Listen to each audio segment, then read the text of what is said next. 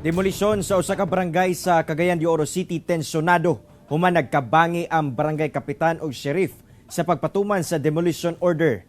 Mga apektadong residente ang nanawagan karon og tabang sa gobyerno. Ani ang report. Sige naman ka. Sige na. Ganun man dahil. Gusto mo mali mo ko. Ano sabi mo?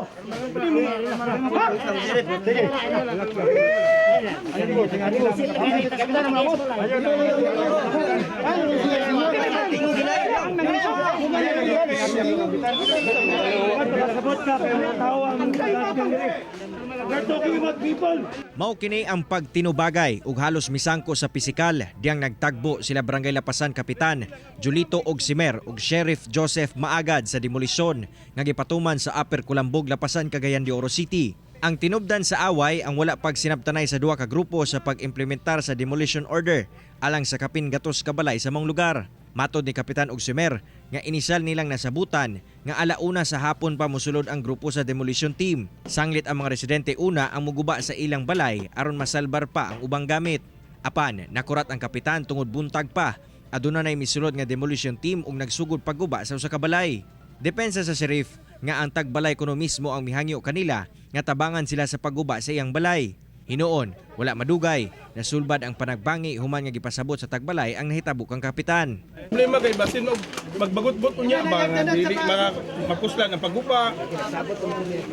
Human sa panaglalis, hapsay nga gipatuman ang demolition order. Tungod sa hulga sa demolisyon, sanglit anaa na ang demolition team ug walay gamit nga mapuslan kung musulod na sila. Ang mga residente mihangyo nga sila na mismo ang muhipo sa ilang mga kabtangan aron masiguro nga napay mga gamit nga mapuslan. Usa ang pamilyang Sinagpaga nga sila na mismo ang miguba sa ilang balay ug sa ilang silingan.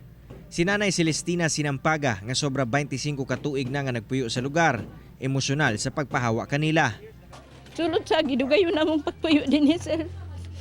Hindi alim.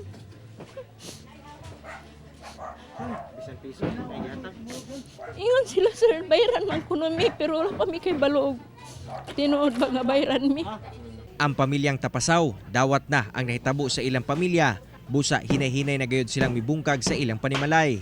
Ang ilahang problema na lamang karon kay kung asa sila mupuyo human sa demolisyon.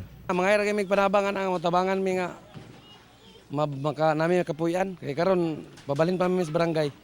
Si Lucito Labdan uban ang iyang mga banay kinsa kapin 40 ka tuig na nagpuyo sa lugar. Ang halos dili pa madawat ang nahitabo. Gawas nga walay relocation nga gihatag kanila. Wala sab kunoy cash assistance nga gitunol kanila. Galisod mi asa mi magpuyo. Asa mi magpuyo dagat, asa mi magpuyo din dapitan wala mi kapuyan. Relocation. Mao mi hatag relocation. Unya wala gyapon. Wala mi tagay relocation. Luoy kami din nang mayo. Marami mi kanang mga dili taga dinhi piyor mga lumad mo mi taga dinhi. Matod ni Barangay Kapitan Ogsimer nga nasayod siya sa kalisod nga giatubang sa mga residente. Busa iya una kining gipaplastar sa covered court nga mo'y temporaryong kasilungan.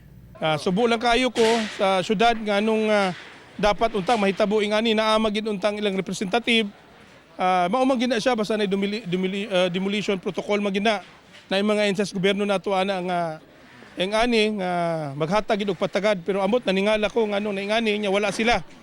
Ganahan siguro ng syudad nga naay mga inganing mga tao nga mapihig, no, mapihig. Kauban si Makoy Sempron sa kamera. Ako si Cyril Chavez para sa One Mindanao